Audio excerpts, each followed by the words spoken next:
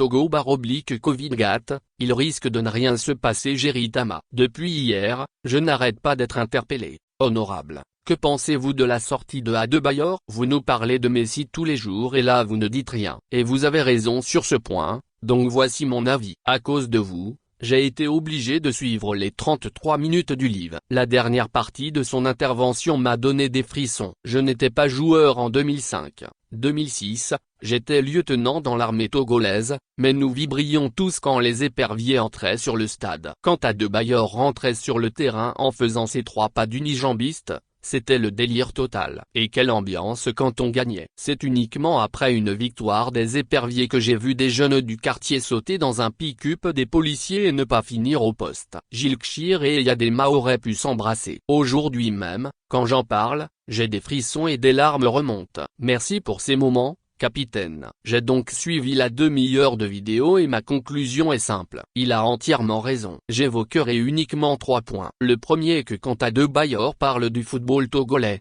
il sait de quoi il parle. C'est le plus capé de nos joueurs de football. Quand on crie épervier, l'écho répond Adebayor. Pendant 2 décennies, le football togolais a connu un essor extraordinaire grâce à Cheyi. Il n'était certes pas le seul à jouer, mais son talent, son charisme et sa hargne faisaient du Togo une grande nation du football. Que celui qui a un palmarès supérieur lève la main. Lui-même reconnaît qu'il est un garçon de la rue et donc parfois, il peut être brut du coffre, mais son palmarès extraordinaire coiffe ses éventuelles frasques. C'est parce que lui-même aime trop faroter, sinon s'il veut devenir président de l'AFT, qui peut faire quoi contre lui? Le second point est que le mysticisme tue le football togolais. J'ai discuté avec une dizaine d'acteurs de ce sport au Togo. Des gens ont réussi à distiller l'idée absolument saugrenue qu'Adebayor serait mystiquement responsable des défaites d'éperviers. C'est tellement idiot. Résultat, il est mis en quarantaine. Quand il était au sommet de son art, Adebayor aurait pu jouer pour n'importe quel pays d'Europe.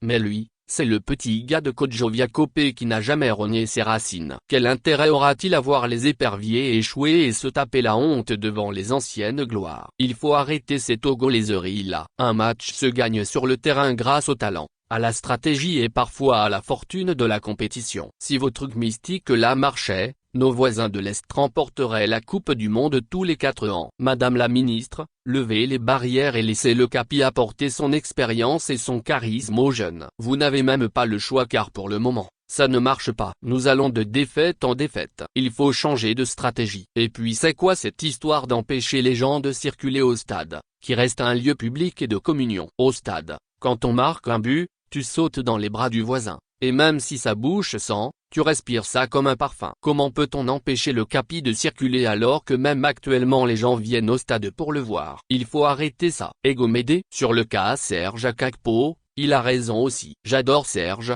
il s'exprime bien et fait de belles analyses, toujours bien sapé. Quand je suis à l'étranger, j'aime bien montrer que c'est un Togolais. Mais s'il veut être team manager des éperviers, qu'il rentre s'installer au pays et Founoufat. Fin du débat. Le point sur lequel je ne suis pas d'accord avec Cheyi, c'est le traitement des joueurs. Primes, prise en charge et infrastructure. Tout est urgent dans notre pays. Entre un stade et un hôpital, je choisis l'hôpital. Ce sont pour moi des priorités. Il est hors de question d'augmenter les primes des joueurs alors que certains gagnent en 3 à 20 fois ce que gagne un député, dans un pays où le SMIC est à 50 000 F, qu'on ne paie même pas. Nous avons besoin de joueurs qui se mouillent le maillot pour défendre le pays. Talent, esprit d'équipe et soutien des supporters, c'est de ça qu'ils ont besoin. En conclusion, Adebayor a bien fait de vider son sac. Il faut que les choses changent. Ministre, président de la FTF, team manager, il faut désormais faire les choses autrement. Ce que vous avez fait à ce jour n'est pas bon.